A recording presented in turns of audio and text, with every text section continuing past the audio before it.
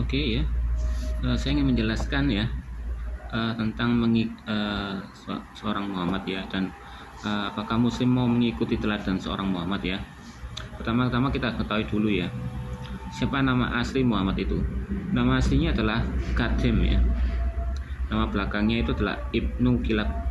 Ya, Ibnu Kilab ini bukan suatu hinaan ya. Ibnu Kilab ini artinya itu adalah putra anjing ya. Keluarga nenek moyangnya adalah Kusi Ibnu Kilab. Kusi putra anjing ya. Nama baru Muhammad dan Ahmad, jadi yang terpuji ya. Kandung nggak diketahui karena memang Muhammad ini dibuang ya, anak yang terbuang.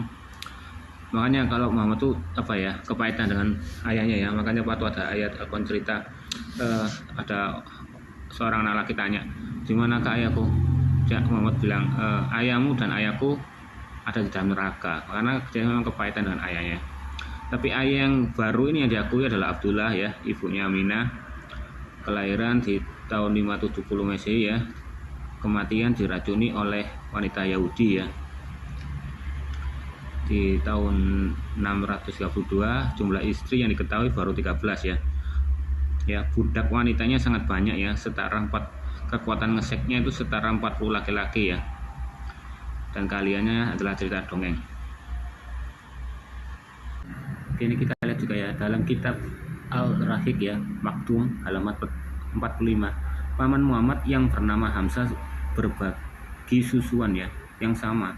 Dua wanita yang menyusui Hamzah, di kemudian waktu kedua wanita itu pula menyusui Muhammad. Kedua nama wanita itu adalah Taubiyah dan Halimah Al-Saidah ya. Dan paman Hamzah ini adalah seorang yang disusui dari keluarga Bani Said, putra dari Bakr dan ibunya ibu dari Hamzah. Menyusui Muhammad sementara ya, ia juga disusui oleh Halimah. Oleh karena Hamzah juga disusui oleh kedua wanita itu, juga disusui oleh Muhammad ya. Setelah penjelasan singkat itu tentang kehidupan Muhammad ini ya, menjelaskan seperti Muhammad itu bukan sekedar arti nama saja. Muhammad itu mengalami banyak sekaligus sebagai manusia ya, kehidupannya tak mudah sampai akhirnya dia memiliki genggaman kekayaan ya. Bahkan mari kita kupas kembali cerita tentang adik perempuannya ya, Waraka ya, yang bernama Qatilah binti Naufal, menyerahkan dirinya untuk ditiduri Abdullah supaya Abdullah jangan tidur dengan Aminah. Tetapi ternyata Abdullah tetap saja tidur dengan Aminah. Akibatnya adik perempuan Waraka tidak lagi mau tidur dengan Abdullah. Jadi kita mengaitkan ya cerita dengan yang lain ya. Jadi Waraka bin Naufal ini adalah adik perempuannya Muhammad ya. Abdullah ini adalah bapak sambungnya Muhammad ya. Dan Aminah adalah ibunya Muhammad ya. Hamzah menjadi paman dari Muhammad ya, dan menjadi saudara Muhammad karena satu susuan ya. Kaum muslim percaya kalau bayi menyusui satu wanita, mereka menjadi saudara. Dan kita pun diberitahu oleh Ibnu Ishaq bahwa setelah ayah Muhammad menikahi Aminah, ibu dan Muhammad dia tetap tinggal serumah dengannya ya. Bersama pada halaman yang sama kita temukan juga bahwa kakek dan Muhammad dan anaknya bersetubuh dengan dua kakak adiknya Aminah dan Hala. Jadi persis bibi dari Muhammad tidur dengan kakek dari Muhammad, atau setelah bibinya Muhammad adalah istri dari kakeknya Muhammad, bulat ya. Dan akhirnya melahirkan Hamzah, paman dari Muhammad. Ini berarti baik Muhammad Hamzah disusui oleh ibu dari Hamzah. Hal itu menjadikan Hamzah yang adalah paman dari Muhammad juga sebagai saudara susuan ya, karena menyusui dari satu wanita yang sama.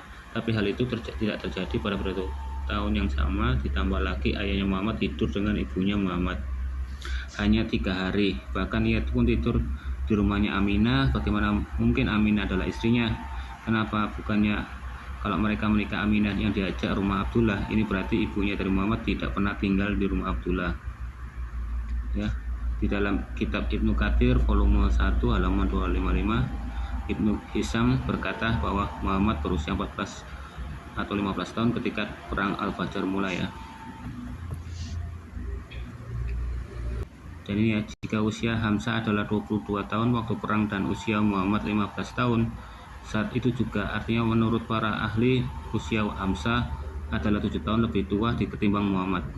Padahal Tetapi Hamzah lahir di tahun yang sama saat ayah Muhammad wafat. Jadi artinya Muhammad lahir 7 tahun setelah ayahnya wafat ya. Kisah Sirah Ibnu Katsir volume 1 halaman 263 berkata, ketika Muhammad ingin mengawini Khadijah ya, ia menceritakan hal itu kepada pamannya, dan Hamzah pergi ke Khadijah dan memintakan wajib Muhammad.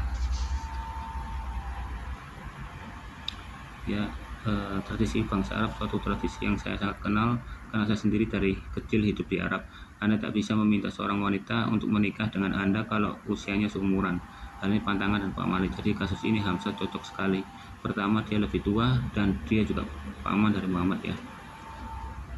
Di kitab Dair Al-Ma'arif Al-Islamiyah volume 29 halaman 9112 ya, bahwa Muhammad dilahirkan pada tahun 570 Masehi dan perang Uhud langsung di tahun 625 disepakati semua buku Islam. Artinya kalau diambil tahun dari perang Uhud 625 dan dikurangi 70 tahun kelahiran Muhammad akan didapati umurnya 55 ya. Dalam kitab Al-Tabakat Al-Kubra volume 3 halaman 29-11, Hamzah memegang bendera saat serbuan terhadap suku Kanika ya, suku Yahudi yang sebelumnya dimusnahkan oleh Muhammad, dan ketika ia wafat usianya 59. Hamzah ini juga suka membunuh orang Yahudi, dan Yahudi juga dimusnahkan oleh Muhammad. Hamzah umurnya 59 tahun. Laki-laki kaum muslim masih beranggapan kalau saya mengarang cerita, tetapi cerita ini dapat juga dari banyak buku Islam seperti kitab Sabil Al-Huda wal Al-Rasad volume 11 halaman 82-83. Jika Hamzah 4 tahun lebih tua dari Nabi Muhammad, lalu bagaimana ia mungkin menyusui wanita yang sama? Jawabannya, hadis ini yang betul-betul hadis ini lebih suka ketimbang hadis yang lain, karena di suatu cerita Aminah menyusui mereka berdua dalam periode yang bersamaan.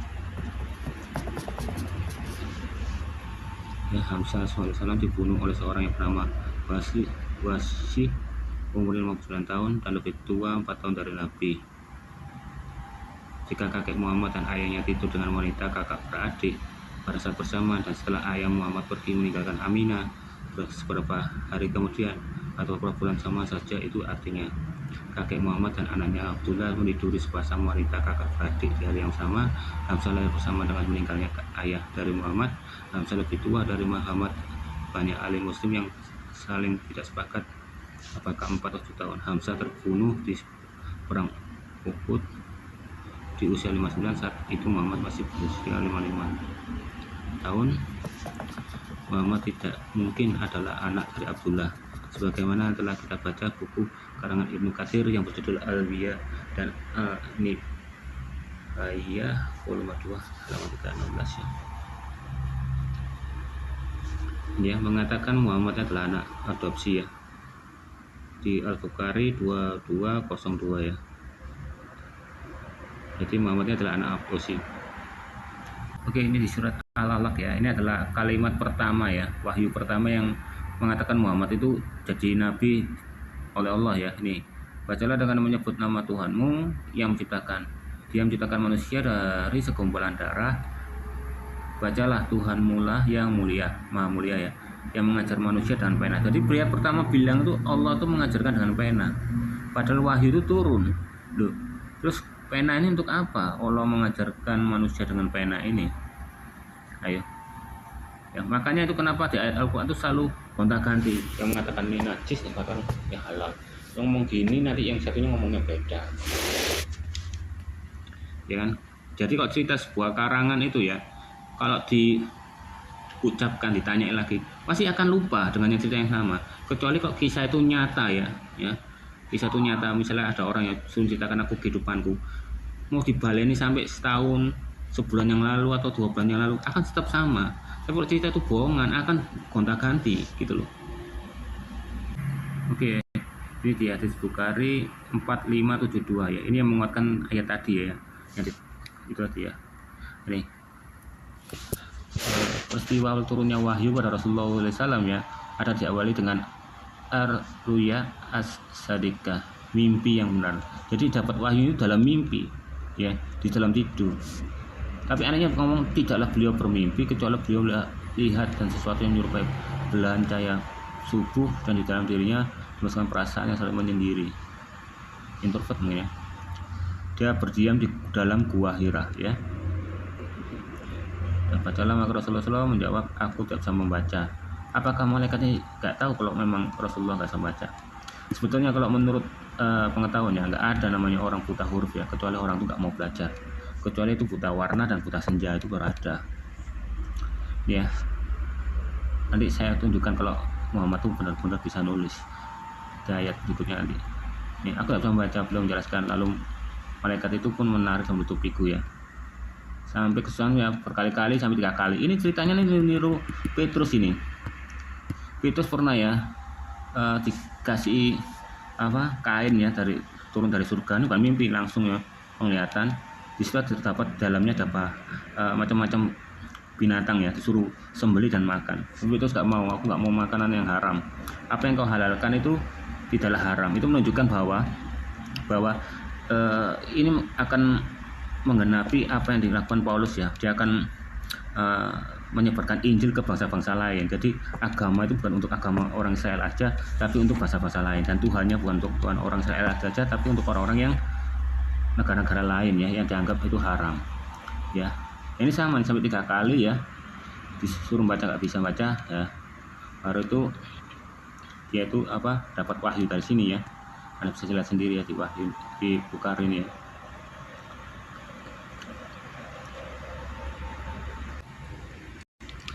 Oke ya, kita akan lihat hadits Bukhari nomor 2 ya. Ini ya, ini ada orang yang tanya ya, ya Rasulullah, bagaimana caranya wahyu itu turun kepada engkau? Rasulullah menjawab ya, terkadang datang kepadaku seperti suara gemerincing lonceng ya. Dan ini cara yang paling berat buat aku ya. Nah ini suaranya itu seperti gemerincing lonceng ya, perhatikan baik-baik ya. Oke, ini diperkuat lagi ya sama hadits Muslim 4304 ya. Ini ya, terkadang ya wahyu datang kepadaku seperti bunyi lonceng ya. Ya, sama ya. Kemudian bunyi itu terputus ya. Dan juga hadits Nasai 924 ya mengatakan ya, wahyu itu tentang suaranya seperti lonceng ya. Ya. Dan aku telah hafal ya, berarti bukan ditulis ya. Tadi kan ngomong pakai pena, ini aku telah hafal ya wahyu tersebut ya, luar biasa. Juga ya Nasai 925 yang mengatakan ya wahyu itu datang seperti lonceng ya, sampai wahyu itu tersebut terputus, tapi dia hafal akan wahyu itu ya.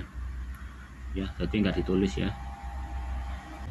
Nah, tapi lucunya di hadis Abu Daud ya nomor 420, Muhammad ini baru tahu kalau Yahudi itu memakai lonceng ya.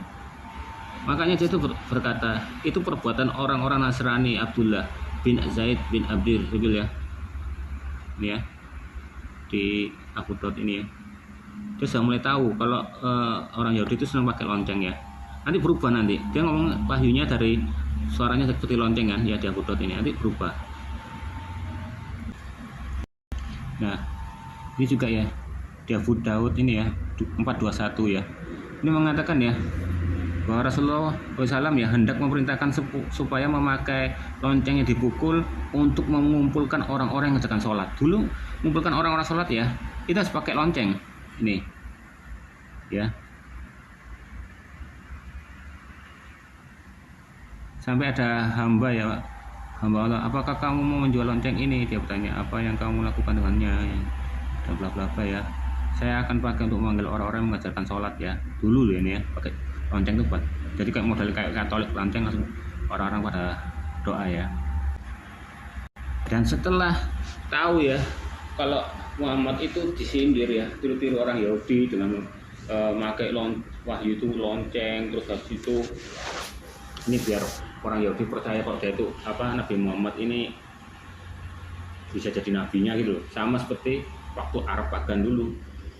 Orang pagan dulu itu caranya biar diakui Nabi Muhammad dengan cara waktu dia diutus batu Hajar Aswad ini bisa ngomong, mengucapkan salam. Itu caranya membelokkan Arab pagan itu mempercayai Nabi Muhammad itu dari nabinya. Dan dia juga memakai trik juga untuk biar ada Yahudi itu untuk menjadi Muhammad itu jadi nabinya, dan cara-caranya pakai lonceng ini, wahyu dari lonceng lah. Terus habis itu dia ngomong gini lagi, akhirnya kok tiru, akhirnya dia menggunakan statement yang lain aneh. Di ini Abu Daud 2191 ya, nih bilang malaikat tidak akan menyertai rombongan yang membawa lonceng. Dan sedangkan di Abu Daud yang 2192 ini nih, malaikat tidak menyertai rombongan yang membawa anjing atau lonceng ya. Dan di Abu Daud 2193 ini lonceng itu adalah suling setan ya kan, aneh ya. Tadi ngomongnya wahyu dari lonceng ya, sampai tiru-tiru lonceng dibuat orang manggil untuk sholat, sampai dibilang Yahudi tiru-tiru. Akhirnya dia ngomong gini ganti ya loh, wahyunya Muhammad. Jadi Allah itu adalah Muhammad dan Muhammad itu Allah sebetulnya.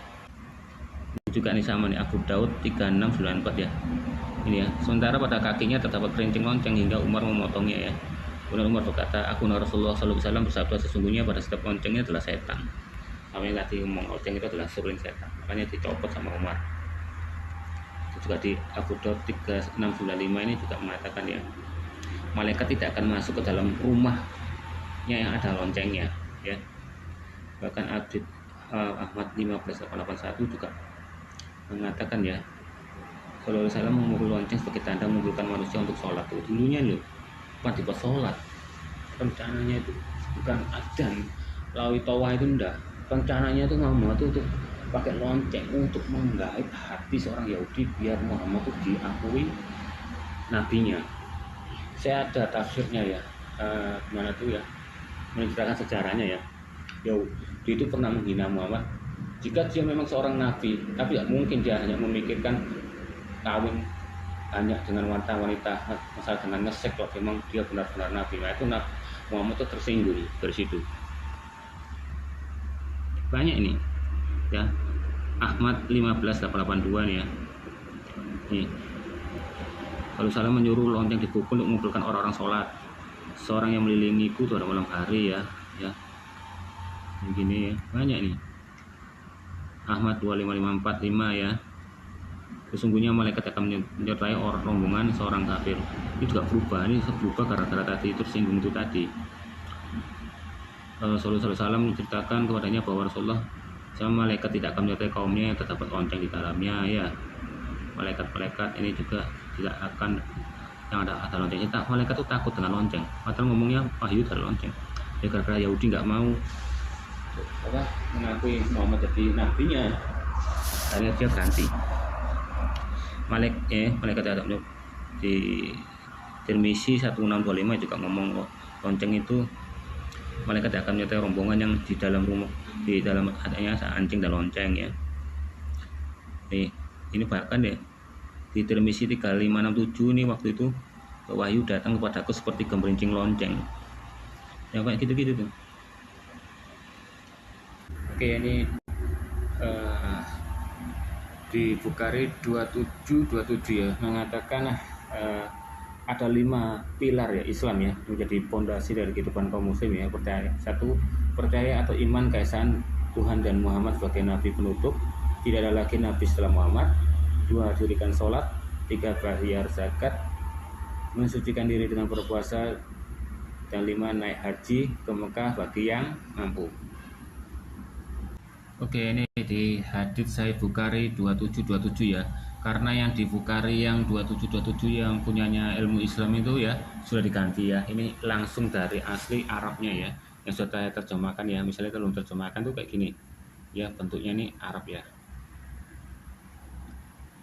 Tapi kalau dikasih kan ya bentuknya nih ya. Nah, bentuknya Arab ini kan. Kalau pengen jelas tinggal di pencet ini, terjemahkan kelihatan ini ya. Mengatakan bahwa Rasulullah SAW ya, semoga Allah sholawat dan damai sejahtera dan sholawat dan salam ini ya. Allah bersama nih, aku diperintahkan untuk memerangi manusia sampai berkata la ilaha illallah ya. Barang siapa yang berkata la ilaha illallah, maka dialah yang melindungi dirinya dan hartanya dariku, kecuali dengan hak dan hisab dialah yang direwatkan. Jadi di Islam ini waktu di Muhammad ini ya, orang budak ya, waktu yang diperang itu jadi budak yang cewek ya. yang cantik dijadikan punyanya Muhammad, yang biasa-biasa itu jadi budak. Nah, kalau kamu ingin bebas dari budak itu, kamu harus masuk Islam. Itu. Maka kau akan terlindungi hartamu dari Muhammad, ya, dan nyawamu. Ini. Maka dialah yang melindungi dirinya dan hartanya dariku. Kalau orang itu tidak mengucapkan la ilaha illallah, ya. Nah, apakah Kristen itu juga Adam dan Hawa itu agama Islam? Karena hanya berkata tiada Tuhan selain Allah. Nah, la ilaha illallah ini akan resmi, ya, sah jika ada orang pertama saksi, kedua jika dibacakan bahasa Arab. Nah, Adam dan Hawa itu tidak bahasa Arab, jadi kata-kata tiada Tuhan selain Allah ini bahasa Ibrani, dan itu tidak menegaskan bahwa orang nabi-nabi Israel itulah orang Islam. Salah, ya. Perkataan itu, ya, kata syahadat itu akan sah jika menggunakan bahasa Arab dan diperdengarkan oleh saksi, ya, dan juga di dalam hati, ya. Ya, benar, ya. Ini Sahih Bukhari 2727 ini yang asli nih, yang ilmu Islam bisa ganti. Oke, ini di surat At-Taubah ya, 14 ya. Perangilah mereka, niscaya Allah akan menghasap mereka dengan tangan-tanganmu, menghinakan mereka dan memenangkan kamu atas mereka setelah melegakan hati kaum mukminin. Nah, ini teladan dari Muhammad ini adalah memerangi orang kafir dan membunuh orang kafir sampai orang itu siapa sajalah, sampai orang itu bersyahadat, ya, terima Islam, ya. Adalah terjemahannya benar ini, ya, Taubah ini.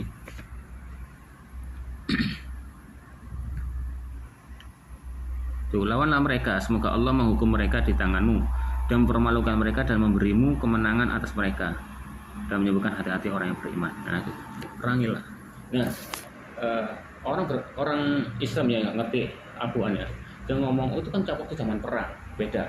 Alkitab mengatakan serangilah Filistin itu, seranglah Moab, itu nama negara. Nah, itu kondisi perang. Kalau orang ngomong seranglah kafir itu, ya, sampai dia bersyahadat dan sebagainya, itu sifatnya kekal. Meskipun Muhammad meninggal atau mati, perintahnya itu kekal. Karena kafir itu adalah status, bukan negara. Ya. Satu contoh, ya. Ketika Muhammad, kamu tidak boleh menjadi seorang banci atau orang homo. Itu kekal perintahnya. Sampai Nabi itu nggak ada, tetap perintahnya nggak boleh, kekal itu. Karena banci dan homo itu status, ya. Nah, itu tadi, seperti itulah contohnya. Oke, kita lihat teladannya Muhammad, ya, di At-Taubah 29, ya. Perangilah orang-orang yang tidak beriman kepada Allah dan hari akhir yang tidak mengharamkan, ya, apa yang telah diharamkan Allah dan Rasulnya, ya. Dan ia tidak mengikuti agama yang hak, yaitu orang-orang yang telah diberikan kitab ya, sehingga mereka membayar jizyah, ya, pajak, ya, dengan patuh dan mereka tunduk. Nah, ini perangilah, ya, hingga mereka membayar pajak, ya. Oke, di surat Al-Anfal, ya, Quran, ya, 67.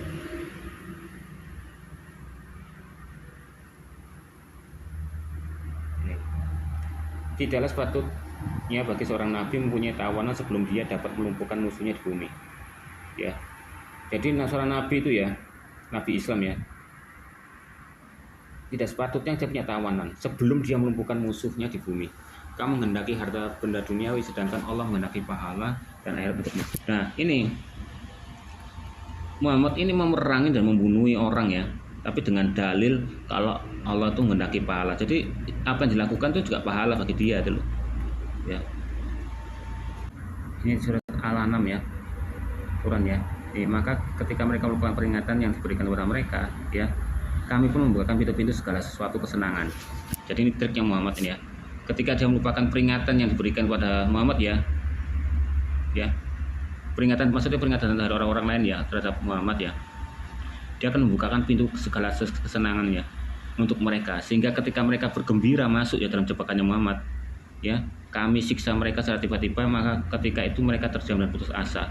Maka orang-orang yang zalim itu akan dimusnahkan sampai ke akar-akarnya. Segala puji bagi Allah, semesta alam. Ya, apakah ini benar ya? Segala puji.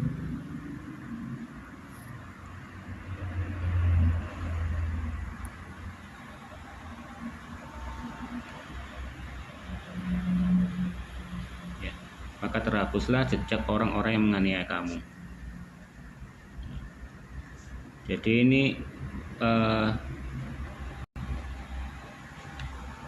orang sampai misalkan sampai akar-akar ini salah ini terjemahnya itu, agar orang yang menganiaya kamu ya akan lenyap ya. Jadi orang-orang yang menganiaya Islam atau apa ya, itu dilenyapkan ya. Beda dengan Alkitab ketika kamu ditampar pipi kananmu berikan pipi kirimu ya. Oke, ini di surat Muhammad ya, Quran ya, kita lihat ke ayat 4 ya.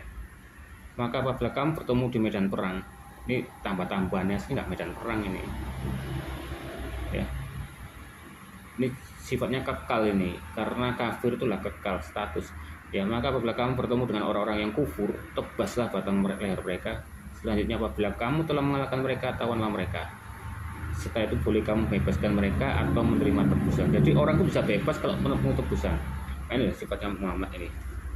Kami bebas tapi bayarlah. Kalau kamu bayar tinggi kamu bebas sampai perang itu selesai ya. Akan tapi dia akan hendak menguji sebagian kamu, sebagian yang lain ya. Begitulah. Apa kamu mau mengikuti teladan Muhammad ya? Kita cek ini semuanya benar. Kurung buka itu adalah les ya, takiyah. Sudah kurung buka, terjemahannya juga salah. Les kurang apa lagi coba? Dibikin mau udah nggak bisa baca ini sih. Kalau gini biasanya ini dikunci ini. Coba terjemahan lainnya ya.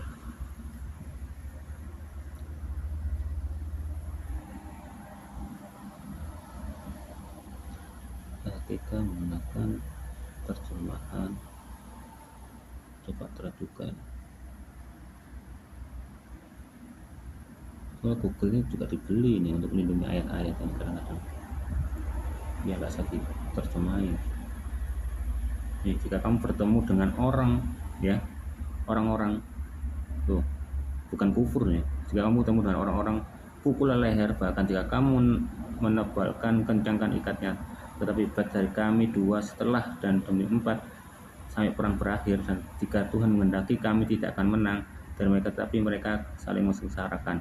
Dan mereka yang terbunuh di jalan Tuhan tidak akan kehilangan perbuatan mereka. Beda ya.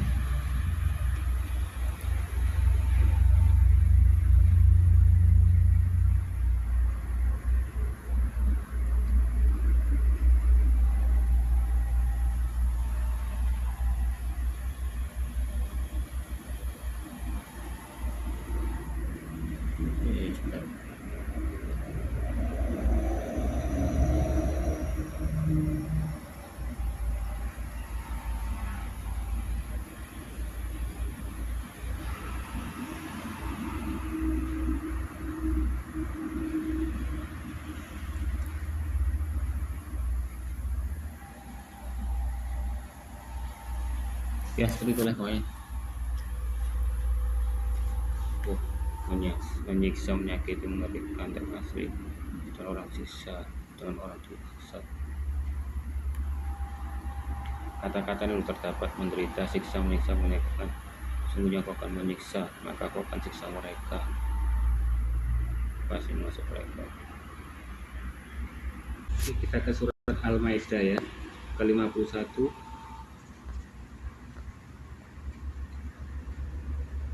Teladan Muhammad itu adalah juga selain berjihad ya, membunuh dan suka uang, ini juga ya, wahai orang-orang yang beriman, janganlah kamu menjadikan orang Yahudi dan Nasrani sebagai teman setiamu, sebagian mereka menjadi teman setia bagi sebagian yang lain. Siapa di antara kamu menjadi mereka teman setia, maka sungguhnya dia termasuk golongan mereka. Sesungguhnya Allah tidak memberikan petunjuk kepada kaum yang zalim. Jadi teladan Muhammad adalah ya, agar kamu tidak berteman dengan orang Yahudi dan Nasrani ya. Ya. Ini kita ke hadits Bukhari 13:12 ya. Ini ya. Rasulullah SAW ya. Setelah Rasulullah SAW wafat ya, ini Muhammad wafat ya. Kemudian Abu Bakar radhiyallahu menjadi khalifah ya. Di Arab menjadi ada orang banyak yang kembali kafir ya. Ya. Bahkan dengan enggan menunaikan zakat. Nah ini loh. Ini akan diperangi ya, hingga mereka mengucapkan la ilaha illallah ya, maka barang siapa yang telah mengucapkan akan terlindungi dariku darah dan hartanya kecuali dengan haknya ya. Ya. Disampaikan lagi nih perkataan Nabi Muhammad itu ya, akan nih ya, Rasulullah SAW bersabda ya, akan dihukum lagi orang yang ketika Muhammad ini kembali kafirnya. Nih, tapi kata-katanya nih loh, menjadi kafir dengan enggan menaikkan zakat. Jadi intinya sebetulnya bukan karena masalah kafir. Intinya adalah orang kafir ini tidak akan menunaikan zakat dan tidak ada pemasukan. Ya, bagi khalifah dan Muhammad dulu. Kan? Nanti tambah kiri, makanya itu tujuannya ini. Dia nggak peduli sebetulnya kafir mau kafir, nggak peduli, yang penting zakat ini masuk. Bukan hanya zakat aja loh, kamu boleh ya mengawini ngesek dengan istrimu yang lagi haid, nggak masalah, tapi dengan bayar ini apa, uang ya, bayar tebusan. Nah itulah uang dan uang terus. Oke, ini Bukhari ya 108 ya. Ini ya, tidak kecuali kitabullah atau pemahaman yang diberikan pada seorang muslim atau apa yang pada lembaran ini, aku katakan pada apa yang ada di dalam lembaran ini, dan menjawab tebusan, membebaskan tawanan, dan jangan sampai orang muslim dibunuh demi membela seorang kafir. Jadi ya, seorang teladan Muhammad ya, jangan sampai seorang muslim itu dibunuh gara-gara membela orang kafir ya.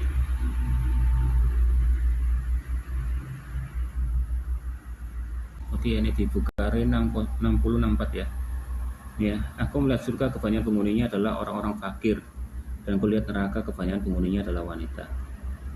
Tuh, Muhammad juga ya, dia agak-agak gak seberapa senang dengan wanita ya, merendahkan wanita. Nah ini mengatakan bahwa penghuni yang paling banyak itu neraka.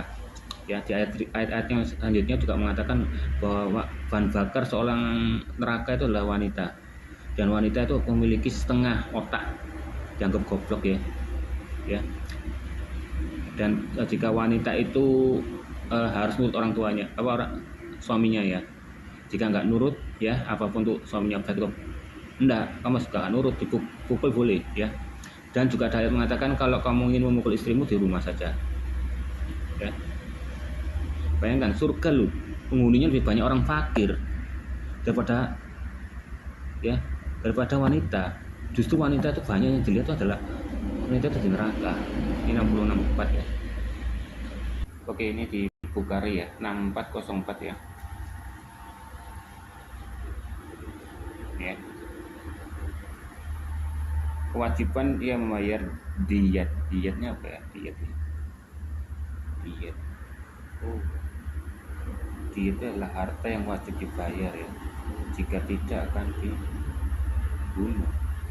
Diet ya, membebaskan tawanan ya, dan tidak boleh seorang muslim dibunuh karena orang kafir.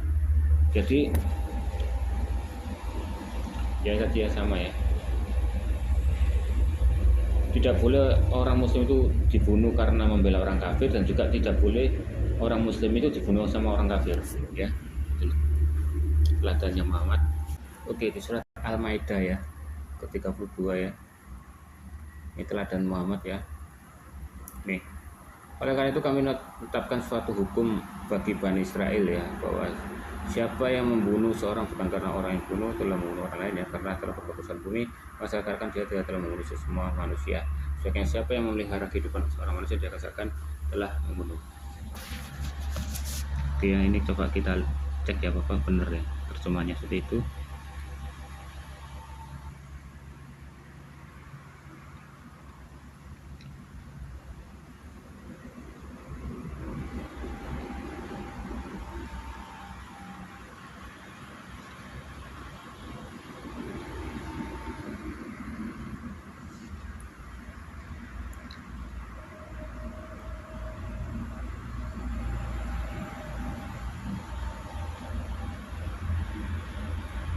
Nih, wahai orang-orang yang beriman, janganlah kamu melanggar syiar-syiar kesucian Allah, jangan melanggar kehormatan bulan-bulan haram, jangan mengganggu hadiah hewan korban, jangan pula mengganggu rasa kebencianmu.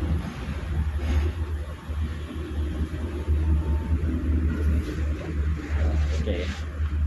Karena mereka menghalangimu dari masjid Allah, mendorongmu berbuat melampaui batas, dan janganlah bajikan itu.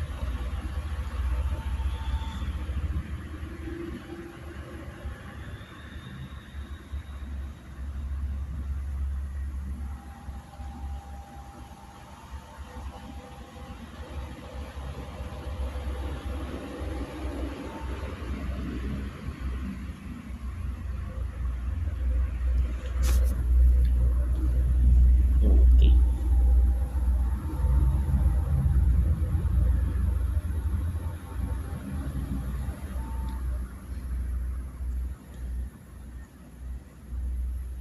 Jadi seperti ini ya.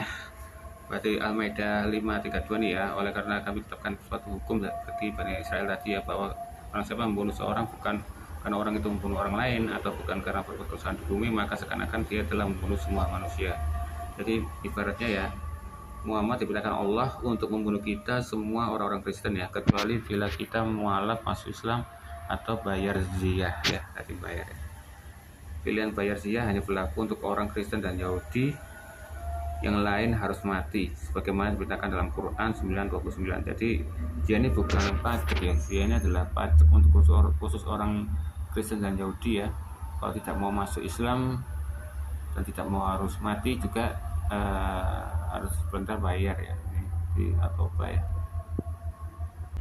Oke, ini sama di Sahih Bukhari ya 27 ya. Aku diperintahkan untuk memerangi manusia hingga mereka mengucap la ilaha illallah, jelas selain Allah ya. Amin. Sama ada juga Sahih Muslim 29 ya. Aku diperintahkan untuk memerangi manusia hingga mereka mengucapkan tiada Tuhan selain Allah ya. Sama di Sahih Muslim 30 juga ya. Aku diperintahkan untuk memerangi manusia hingga mereka mengucapkan la ilaha illallah ya, syahadat ya. Ini jihad ini. Oke, ini di hadits Ahmad 6795 ya. Ini ya. Tidak melakukan harta warisan kecuali sisa ahli waris wanita tersebut, dan jika wanita itu beliau juga memutuskan buat tebusan untuk orang ahli kitab ya. Untuk orang ahli kitab adalah setengah dari tebusan kaum muslimin, maka itu adalah orang-orang Yahudi dan Nasrani ya. Ahli kitab ini berarti menentukan adalah orang asal pakai ahli kitab itu ya, orang Yahudi dan Nasrani ya. Ya, memutuskan buat tebusan untuk ahli kitab ya adalah setengah dari tebusan kaum muslimin ya. Mereka itu adalah orang-orang Yahudi dan Nasrani. Oke, ini ada ya. Ini di kitab Al-Ebar Fikir Mangaber ya, Al-Zabi volume 1 halaman 15, Ibnu Katsir kitab Al-Bidayah wal Ilmiyah volume 3 halaman 318 dan volume 11 tahun 398 yang mulia. Ini adalah penghancuran gereja sampah ya, nama yang diberikan kepada gereja makam kudus oleh kaum muslimin ya, dan diperbolehkan pada kaum muslimin untuk menjarahnya seluruh furniture yang ada dalamnya ya. Ini ahli kitab ya. Rasanya bahwa pertanyaan mereka kaum Kristen bahwa api kudus yang datang dari langit dari kubur Yesus yang kosong pada saat Paskah adalah pernyataan bohong, dan mereka mencoba meyakinkan orang Kristen yang lugu bahwa itu benar, padahal api itu adalah gambar dari buat Al-Basan. Pada saat yang sama mereka memberitakan penghancuran banyak gereja Kristen di Mesir ya, dan Mesir. Ini gereja sampah ini ya, ada kok kesaksiannya ini. Dia disuruh murtad ya, kalau akan dibunuh itu akhirnya sepakat untuk berpuasa sehingga dia bisa memindahkan gunung ya waktu di Mesir itu. Aturan Islam ditimpakan pada mereka ya beberapa kondisi ditambah khalifah pada waktu Umar ya. Setiap orang Kristen harus memakai salib seberat 2 kilo yang terbuat dari kayu pada lehernya. Gila. Jadi asal mulanya orang Kristen pakai salib itu ya gara-gara ini Muhammad ini. dengan suruh memakai salib seberat 2 kilo. Bayangkan 2 kilo nilainya. Setiap orang Yahudi harus memakai lembu di kepalanya terbuat dari kayu seberat 3 kilo. Ini Umar nih ya. Ketika mereka ke WC umum, mereka harus memakai kalung ember berisi air seberat 3 kilo dan memakai lonceng pada embernya. Dan mereka itu dilarang memakai kuda. Gila, untuk ke WC umum aja ya. Yang jadi korbannya Muhammad ini ya, orang Kristen ini ya, sebagai salib 2 kilo ya. Itu ditambah orang Yahudi yang ditangkap ini disuruh memakai lembu di kepalanya ya, terbuat dari kayu 3 kilo. Dan waktu ke WC aja orang Yahudi dan Nasrani ini ya, yang dihukum Muhammad ini ya, suruh pakai kalung ember seberat 3 kilo dan pakai lonceng, dan dilarang memakai kuda. Seorang budak wanita berkulit hitam bernasib sial dibantai tanpa belas kasihan. Memang Muhammad itu juga rasis, yang gak suka orang kulit hitam ya. Karena suatu kejahatan yang menghina Muhammad, lalu Muhammad merestui pembunuhan ini, disaksikan oleh hadits menurut kitab-kitab Abu Daud ya 3795 ya.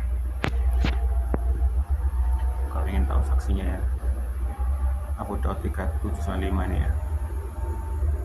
Ketahuilah bahwa darah wanita itu adalah sia-sia dan halal ya, perih banget.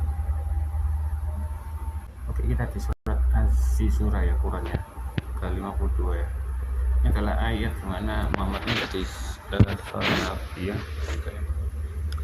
Demikianlah kami mewahyukan kepadamu Nabi Muhammad ruh Al-Quran dengan memerintah kami sebelum engkau di dalam mengetahui apakah kitab Al-Quran dan apakah iman itu. Jadi Muhammad nggak tahu apa itu artinya kitab ya, dan apakah iman itu, tapi kami menjadikan Al-Quran cahaya dengan kami memberi petunjuk siapa yang dia kehendaki di antara hamba kami. Sesungguhnya engkau benar-benar membimbing manusia ke jalan yang lurus. Nah ini dia nggak tahu apa itu kitab itu dan tidak tahu apa arti iman itu, tapi dia mengaku dirinya dia itu adalah nabi ya. Dia bisa jadi nabi, bisa jadi rasul ya. Ini ya, membimbing jalan yang lurus. Ya, waktu dia menerima kata-kata itu ditambah lagi di hadits Sunan Ibnu Majah ya 2850 ya, mengatakan ya, ini barang siapa yang mentaatiku berarti ia taat kepada Allah, dan siapa yang membangkang padaku maka ia telah membangkang pada Allah, dan barang siapa yang mentaati pemimpin maka ia telah mentaatiku, dan siapa yang membangkang pada pemimpin maka ia telah membangkang padaku. Jadi turutilah taatan Muhammad ya, benar apa salah itu kamu harus taati ya, dan mentaati pemimpin-pemimpin ya, bahkan ajaran-ajarannya juga Muhammad ya.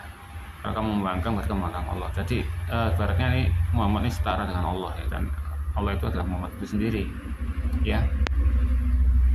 Kalau kamu bisa sering membaca Al-Quran dan terjemahannya, kamu akan tahu sendiri setiap omongan yang dari Allah ucapkan itu sama dengan karakter cara ngomongnya Muhammad tuh ngomong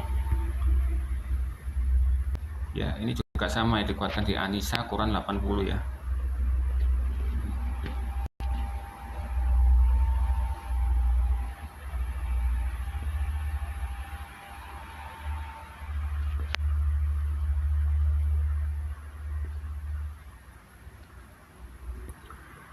Ya, siapa yang mentaati Rasul ya Muhammad ya, kadang Nabi dan Rasul ya, maka sesungguhnya telah mentaati Allah. Siapa yang berpaling maka kami tidak akan mengutus engkau Nabi Muhammad sebagai pemelihara mereka ya. Beda dengan Yesus ya, Yesus kan cuma jiwa ya, jiwa dan pikiran dan firmannya Yahweh kan, tubuh roh itu Bapa itu ya. Dia mengatakan bagaimana kamu bisa berkatakan aku baik, hanya Bapa lah yang baik. Karena apa? Bapa itu kan tubuh roh. Segala yang apa dia lakukan oleh Yesus itu, masternya itu adalah tubuh roh itu sendiri. Jadi apa yang digerak oleh Yesus, apa yang ucapan yang keluar dari omongan Yesus itu, bahwa tubuh rohnya Yahweh itu sendiri yang menggerakkannya ya. Jadi dia selalu ngomong Bapa ya, karena dia itu hanyalah jiwa, pikiran, pengetahuan dan firman ya. Firman itu dari mana? Bacot itu ya. Itu firman itu adalah bacotnya ya, bacotannya Tuhan itu namanya firman ya, itu kan terletak di antara jiwa. Nah Yesus itu hanyalah jiwa ya, makanya jadi dia fokuskan kepada Bapa, yaitu tubuh rohnya itu yang anggap orang muslim itu zat ya. Nah dia ngomong itu selalu nganu ke Bapa. Ini Muhammad lain, barang siapa mentaati aku kamu mentaati Allah ya. Ya, siapa membangkang dengan aku, berarti kamu membangkang pada Allah. Jadi antara Muhammad itu perbuatan baik atau jelek, ya itu adalah tidak boleh dibangkang. Oke, ini juga ya, kan mengatakan kalau Muhammad itu namanya bukan Muhammad aslinya, itu namanya aslinya adalah Katin bin Kilab. Bin Kilab itu artinya putra anjing ya, kalau di Indonesia kan. Nah, bukan Muhammad ya, mengubah namanya menjadi Muhammad. Nah, karena yang kita ketahui ya dari kitab ya, Abraham itu mendapat gelar sebagai bapak dari para nabi ya, atau bapak iman ya kalau dari kitab. Musa itu adalah seorang yang berbicara kepada Tuhan Elohim ya. Ya, dia juga seorang Bapak Musa itulah bapak yang menyelamat ya. Ya, Yesus adalah Mesias ya, yang diurapi dan menebus dosa ya. Nah, Muhammad ini membaca ini ya, dia itu langsung bikin gelar sendiri ya, yaitu Bukhari 3268 ya. Dia mengatakan, aku memiliki 5 nama, aku adalah Muhammad, Ahmad, dan aku juga Al-Mahdi, penghapus ya. Maksudnya adalah Allah menghapus kekafiran melalui perantaraanku. Aku juga Al-Hazir, penghimpunan. Maksudnya manusia akan berhimpun di bawah kakiku, dan aku juga Al-Qib, artinya tidak ada seorang pun nabi pun sepeninggalku ya, nabi penutup ya. Jadi arti kata ini betulnya ya, Muhammad itu juga maha terpuji ya. Nama Allah yang disamakan Muhammad ya, Al-Hamid ya, di nomor 56 ya, namanya Allah disamakan ya dengan Muhammad ya, maha terpuji dan sebagainya ya. Dan ini juga ada Ahmad Al-Mahdi, penghapus ya.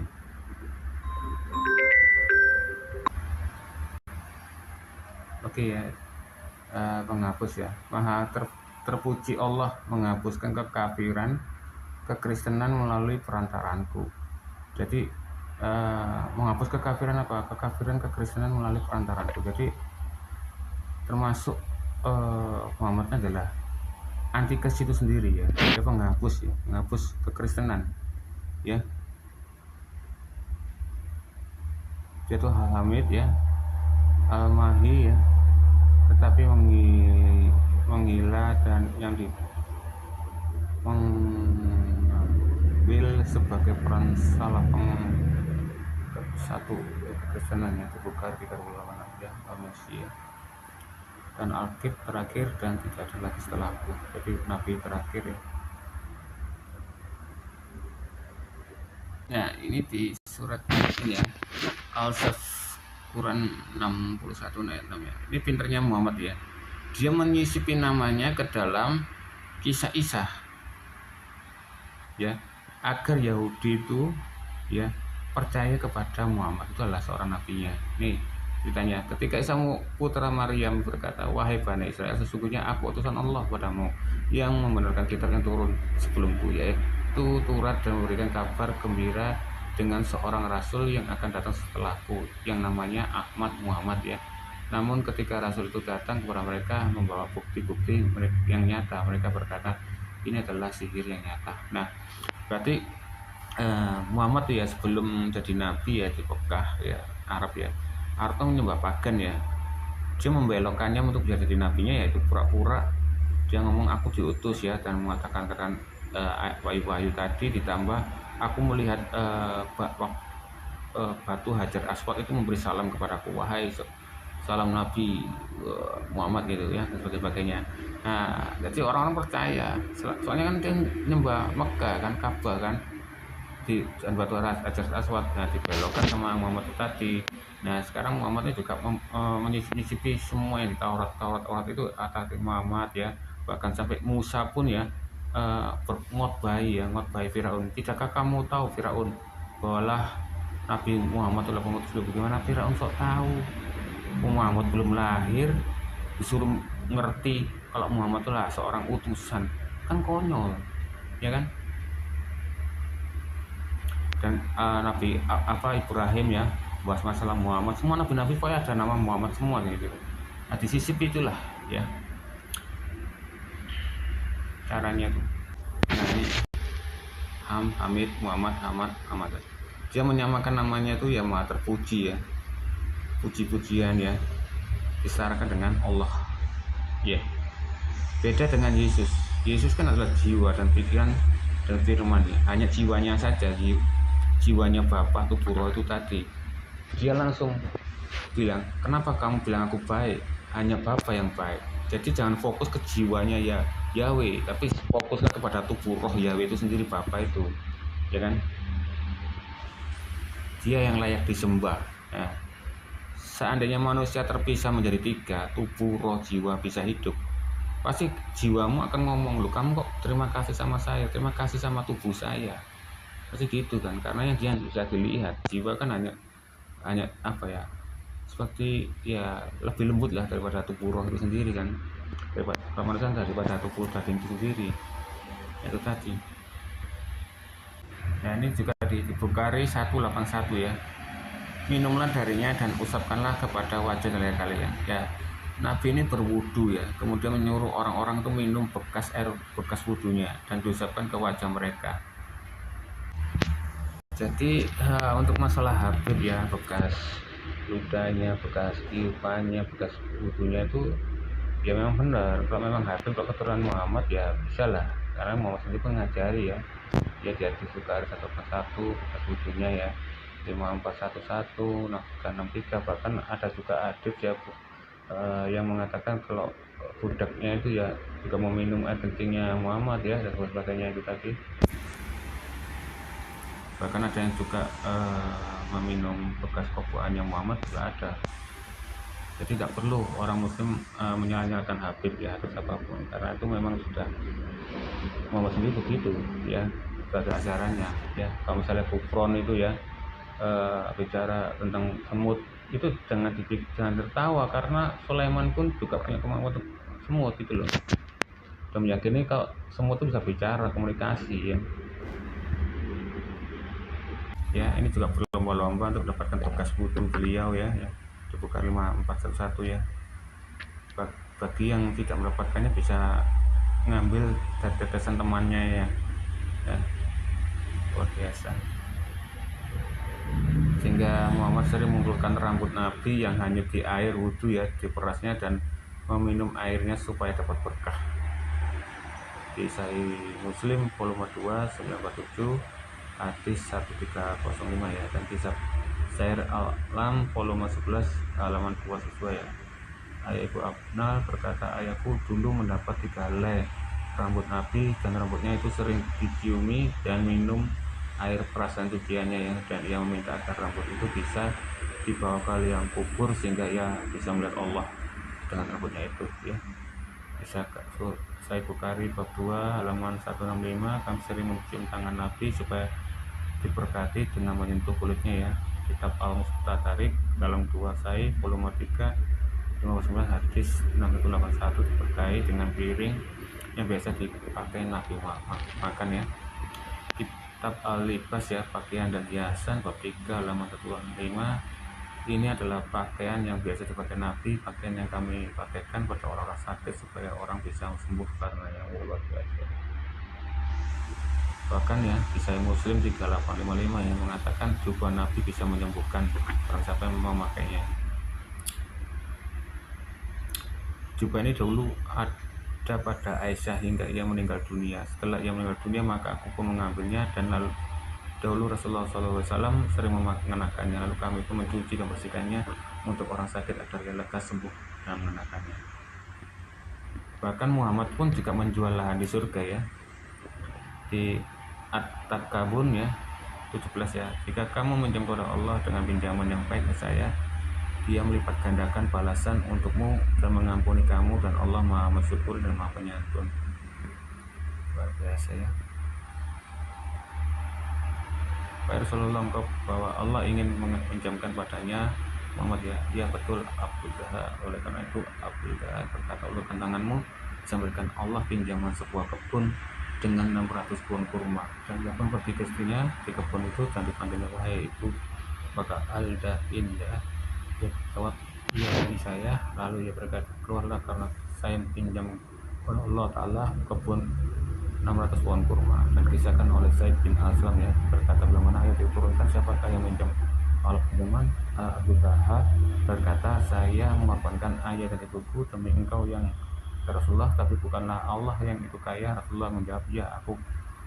Ya, dan dengan pinjaman itu Allah akan memasukkan kamu ke surga. Abu Dadah pun menjawab, jika saya meminjam kepada Allah sebuah pinjaman, apakah saya bisa minjam kepada tempat surga? Saya dan anak-anakku di surga. Rasulullah menjawab, ya benar. Wah, ya, luar biasa ya. Ini adalah Muhammad ya Allah sendiri ya, bahkan sampai surga itu dijual lahannya ya.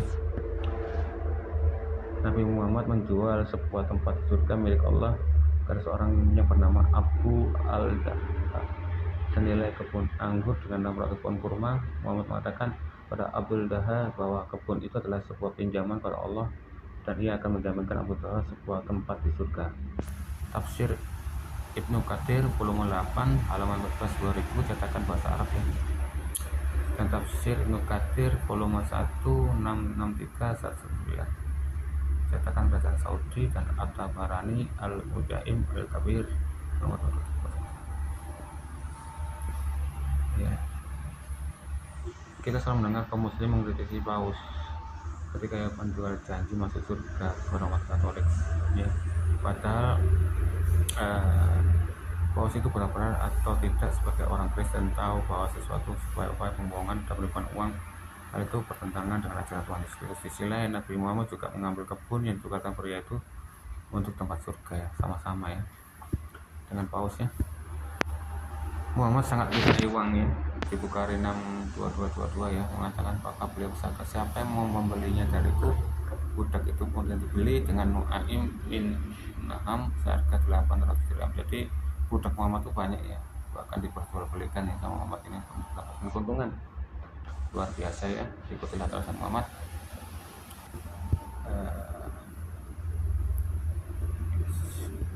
Dan juga ini ya, Muhammad memberitakan pembunuhan seorang mukmin karena iri hati ya. Banyak nih benar-benar. Bisa dilihat Sahih Al-Bukhari Book of Al-Futuhat di hadits 45-49 ya. Dosa mula Adam dan Hawa. Bahkan ya di hadits Bukhari 317 mengatakan ya, Musa bisa Nabi Musa itu berdebat dengan Adam yang luar biasa ya. Kamu adalah Adam yang dosa-dosamu telah mengeluarkan kamu dari surga. Nabi Adam membalas, kamu Musa yang telah Allah pilih dengan risalah ajarannya dan dengan kalimat firman-Nya, lalu kamu menyalahkan aku atas urusan yang telah ditakdirkan atasku sebelum aku ciptakan. Maka kemudian Rasulullah SAW bersabda, Nabi Adam akan telah mengalahkan Musa dalam perdebatan 2 kali ya, dengan 2 hujah ya. Tapi di sini juga ada tambahan ayat juga nih, pernah saya baca ya. Adam ini bukan hanya kalah sama Musa debat 2 kali ya, tapi juga Adam juga kalah terhadap debat sama Muhammad. Luar biasa ya.